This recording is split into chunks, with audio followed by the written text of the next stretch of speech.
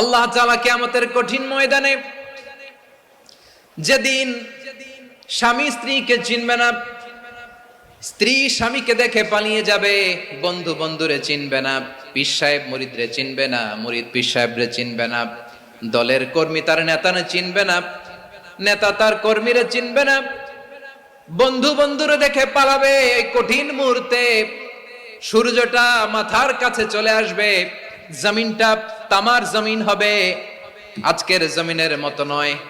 মানুষ ঘর্মাক্ত, ক্লান্ত, শ্রান্ত মাথার মগজগুলো কানের ছিদ্র আর নাকের ছিদ্র দিয়ে বেয়ে বেয়ে পড়বে। বিশ্বনবী ফরমান, ময়দানে 7 শ্রেণীর ব্যক্তিকে রব্বুল আলামিন তার আরশের নিচে ছায়া দিবেন। তার মধ্যে প্রথম শ্রেণীর ব্যক্তি হলো ইমামুন আদিল। ইমামুন আদিল, ন্যায়পরায়ণ শাসক, যে ইনসাফের সাথে বিচার করে, যে জাস্টিস সমাজে সার্ভ করে, যে সুশাসন নিশ্চিত করে, ওই ইমামুন আদিল। আদিল শব্দটা বুঝছেন না? ইন্নাল্লাহা ইয়া'মুরু বিল আদল, পাইছেন? আদিল। 7 শ্রেণীর ব্যক্তিকে আল্লাহ তাআলা সুশীতল আরশের নিচে ছায়া দিবেন, যেদিন তার দেয়া ছায়া ছাড়া কোনো ছায়া থাকবে না। এর প্রথম হচ্ছে ইমামুন আদিল, ন্যায়পরায়ণ শাসক। চিল্লায় বলেন সুবহানাল্লাহ।